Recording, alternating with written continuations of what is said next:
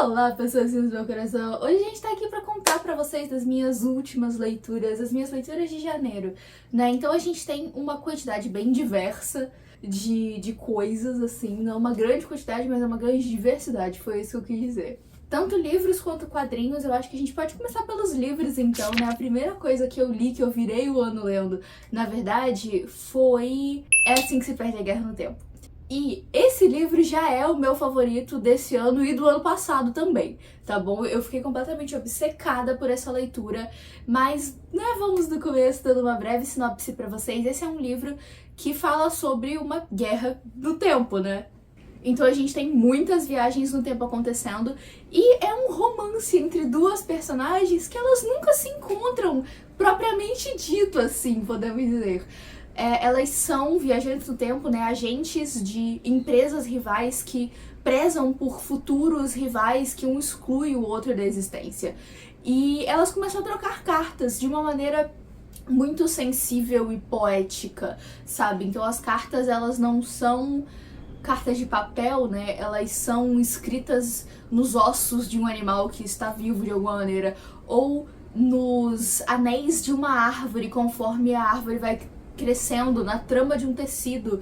Enfim, é uma maneira muito interessante de pensar o mundo, sabe? E pra mim esse foi um dos pontos que me encantou muito nessa leitura. A maneira como os autores, que é uma história escrita por dois autores, né, pensam a construção desse universo, além de todo o jeito que se viaja, né, no tempo, que não é muito explicado, tá? Esse não é um livro que vai te dar grandes explicações do que tá acontecendo, você vai tentando pegar ali pelos contextos, e eu fiz muitas pesquisas pra entender direito o que tava acontecendo, mas eu acho que toda a narrativa dele, tanto, né, na descrição quanto nas cartas, é de uma sensibilidade, sabe? É muito apaixonante, é muito emocionante ver essas duas personagens que têm tudo pra nunca se cruzar ou pra se odiar, enfim, desenvolvendo uma relação tão profunda e com tanto interesse uma pelo mundo da outra, né? Porque elas não sabem muito sobre como que é essa outra possibilidade, contra o que elas estão lutando. E, enfim, eu achei maravilhoso. O jeito que esse livro se estrutura é um pouquinho diferente. Então a gente tem um capítulo que é uma missão que uma delas está fazendo, e no outro capítulo é uma carta que é encontrada, né, nessa missão. E aí tem alguns elementos de suspense também, além da gente ver as duas se apaixonando de uma maneira que começa ali o Enemies to Lovers real oficial, né? De fato, elas eram muito inimigas e a existência de uma praticamente exclui a existência da outra. E assim, gente, o final, pra mim, eu acho que no final a gente acompanha mais o ponto de vista da Blue, que é a garota que vem de um lugar mais, assim, ciborgue, um futurismo mais mecânico, enquanto a Red vem de um futurismo mais holístico, natural, e tudo tá conectado, e eles chamam esse lugar de jardim. Então a gente vê no final mais a Blue passando por coisas e fazendo coisas que interligam a história inteira, elas criam o seu próprio paradoxo, e assim, maravilhoso. Eu fiquei completamente apaixonada, eu não tenho um defeito pra colocar nesse livro, além de que eu fui atrás de pesquisar um monte de coisa pra entender melhor do que estava falando e pegar as referências, né, de outros tempos. Amei. Se você quer saber com mais detalhes sobre esse livro, já tem um vídeo aqui falando sobre, e é um vídeo que eu leio junto com as minhas amigas, então esse era um favorito da Maria Clara, que é uma das minhas melhores amigas, né, que eu conheci na faculdade. E então eu vou deixar aqui no card pra você ir lá assistir com mais detalhes, não só o que eu achei, mas também o que ela achou sobre essa leitura. Inclusive eu não estou com o livro aqui porque eu já devolvi a ela, né, eu peguei emprestado, esse foi o livro que eu li no físico. Minha próxima leitura terminada foi O Beijo de Copas, e esse era um livro que eu tava querendo muito ler porque vocês sabem que ano passado eu li outro livro do autor, que foi Sinfonia dos Corações Congelados, e eu fiquei muito apaixonada e muito interessada, né, eu fechei uma parceria com o Nico nessa época, o Nico Balladori, que é o autor, e eu acabei me aproximando muito dele quando eu fui conversar sobre essa história, sobre tudo que eu achei, e sobre como a gente tem maneiras de pensar, ou pelo menos referências, um pouco parecidas, que se interligam, né? Então, no caso, essa história é um reconto do Balé de Quebra-Nozes e do Barbie Quebra-Nozes e de Quebra-Nozes Quatro Reinos. Ele pegou muitas referências de Quebra-Nozes Quatro Reinos que eu não peguei tanto, mas são referências que também existem no meu universo, que estão em A Princesa Quebra-Nozes, né? Que foi o meu lançamento de Natal. Tá disponível aqui na descrição, caso você queira ler. Ele tá na Amazon, ele tá disponível no Kindle Unlimited. Mas se você não tem o Kindle Unlimited, você vai pagar apenas R$3,99, que eu acho uma bagatela. Enfim, depois disso, agora eu quero maratonar todos os livros do Nico Belladori. Inclusive, em breve eu quero trazer um vídeo aqui no canal falando sobre isso, né? Sobre todos os livros do Nico, lendo todos eles.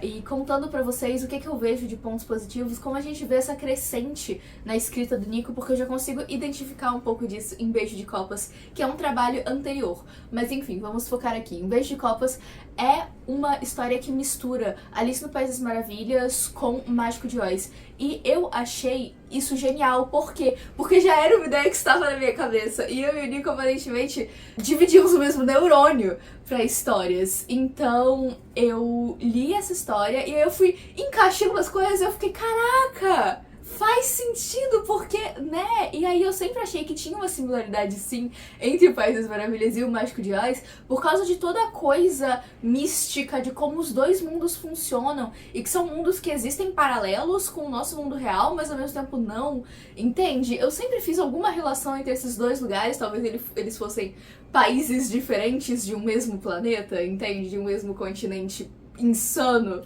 Mas a gente acompanha, então, Alice, né, que é uma garota ali da Londres vitoriana que segue um coelho, cai na sua toca, e enfim. Aqui a gente tem representatividades muito interessantes, não só porque é um romance sáfico entre uma garota lésbica e uma garota bissexual, mas também porque a nossa Alice é uma personagem PCD.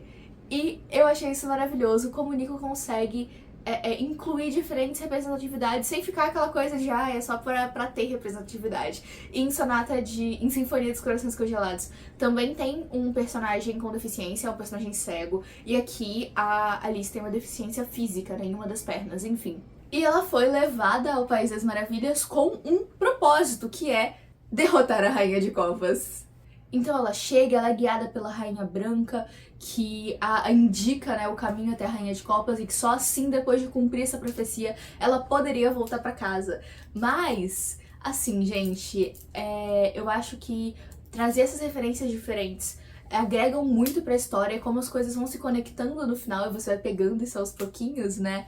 Que tem uma carinha ali de Mágico de Oz junto naquele Alice no País das Maravilhas, mas ainda assim, eu demorei muito a me ligar quem que era uma personagem específica, e eu demorei muito, eu não peguei, sabe? Eu não peguei, eu podia ter pego, porque estava ali, os outros eu peguei, mas ela... Mas eu acho que esse livro, apesar de ser muito bom, eu daria o quê? Uns 4 estrelas pra esse livro? Ele me perdeu um pouco na relação das duas personagens. Eu acho que a gente teve um desenvolvimento legal das duas separadamente, mas eu acho que a relação das duas personagens não foi tão bem desenvolvida no início. Então chegam momentos mais pro final da história em que a Alice narra que ela tava há muito tempo querendo beijar a fulana, que eu não vou dar spoiler aqui, né? Mas eu não senti isso, sabe? Eu não senti isso junto com a Alice. Pelo contrário, eu senti uma coisa meio fria até de uma em relação à outra. E então, se for ler, não leia tanto pelo romance, esse é o meu conselho pra vocês, tá? Leiam por outros aspectos da história, que tem uma narrativa super envolvente, tá? E é um ambiente muito criativo do jeito que o mundo funciona, com os acréscimos necessários para que as duas histórias funcionem juntas. Então tem muita coisa incrível nesse livro, inclusive a própria protagonista, né? Eu gostei muito da Alice, de como ela é, em certa maneira, afrontosa, e o quanto ela se vira pra sair das situações em que ela se mete, mas o romance não me pegou tanto. E eu posso dizer isso com todas as vezes porque eu sei que o Nico é capaz, hoje em dia, pelo menos, eu não sei de quando é esse lançamento, mas ele é capaz, hoje em dia, pelo menos, de escrever casais que, desde a primeira interação deles, te dá água na boca. Como foi em Sinfonia dos Corações Congelados, que eu já, né, sempre que eu posso eu falo sobre esse livro aqui. Agora vamos entrar em alguns quadrinhos. Esse mês eu li Eclipse Carmesim, que é o primeiro quadrinho do Luni, que é um autor LGBT, que eu vi um vídeo dele falando sobre o quadrinho passando no meu Instagram, e aí eu simplesmente tive que comprar. Porque, gente, olha isso. Olha esses dois, sabe? Então aqui a gente tem um romance entre um vampiro e um caçador de vampiro, que por coincidência é um elfo. Então eu já fiquei apaixonada por essa proposta, né? Por esse romance proibido, e eles têm uma convivência forçada exatamente porque eles ficam amaldiçoados juntos. Mas eu acho que aqui, até por ser, né, o primeiro volume, o primeiro quadrinho que o autor faz, essa é uma história, isso que eu estou segurando em mãos não se sustenta sozinho. Se você não sabe o que tá acontecendo, por que eles estão juntos nessa, quem que é um, quem que é o outro, só o conteúdo que tem aqui dentro não se sustenta sozinho. Mas eu entendo também que isso daqui é uma tiragem quase artesanal, sabe? E que é só o começo, isso daqui é uma provinha da história. Então eu não julgo tanto o roteiro, até porque a gente tem aqui ilustrações belíssimas, sabe? E o começo de algo que tem muito pano pra manga, tem muita coisa pra vir. Mas assim, como ideia, maravilhoso. Como o roteiro deste volume em específico que tenho em mãos, não tão maravilhoso assim. Isso quer dizer que não vou comprar caso hajam próximos volumes? É claro que eu vou comprar caso hajam próximos volumes, porque eu quero muito ver isso daqui se desenvolvendo, eu quero muito ver esses dois com uma tensão, assim, palpável. Li 2 mangás também esse mês, foram os 2 primeiros volumes de O Cara Que Eu Estou Afim Não É Um Cara. E eu tô adorando esse quadrinho, eu acho ele muito divertido, assim, e jovem, né? Ele me lembra um pouco as coisas que eu assistia quando eu era adolescente, porque sim, eu tive meu momento otaka. Ele vem para todos, para todas nós. Mas tem me lembrado muito isso. A minha única crítica a esse quadrinho é que eu acho que os capítulos são muito curtos. Os capítulos são muito curtos, eles têm tipo 3 páginas. Esse é o padrão dos mangás hoje em dia ou sempre foi e eu que não tinha reparado? É uma possibilidade também. Mas as duas personagens são super carismáticas e eu me identifico muito mais com a Osana, mas o meu namorado é muito a Mitsuki, então é por isso que a gente funciona.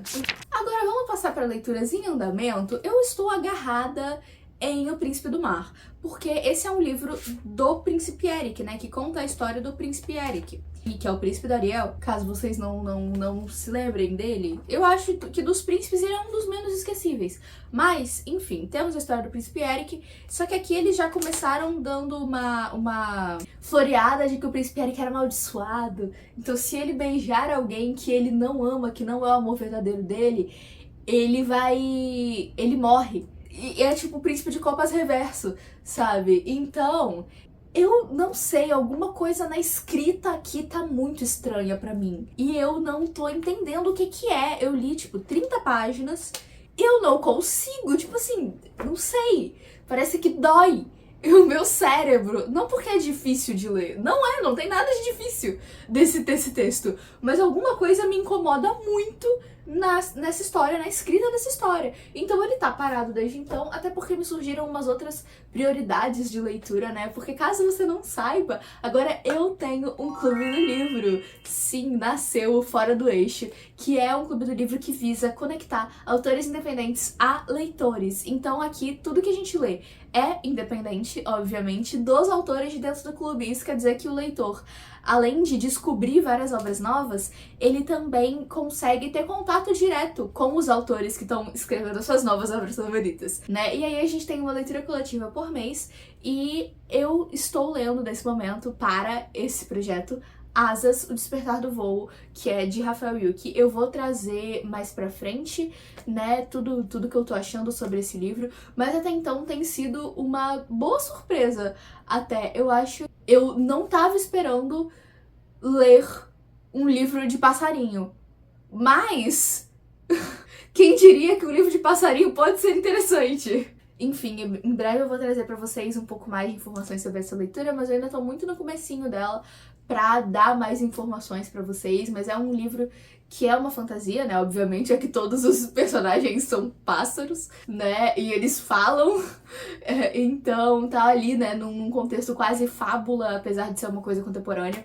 E ele traz uma coisa mais reflexiva sobre os nossos próprios limites e o que seria o voo, né? Enfim, de quadrinhos também estou lendo Alice no País das Maravilhas nessa versão, que é um mangá, e até então eu tô achando ela só uma versão simplificada do filme da Disney, porque é exatamente igual, só que com outra linguagem, inclusive surpreende não ter logo da Disney aqui em lugar nenhum, tá? Porque é muito a carinha da Disney, gente, é muita carinha.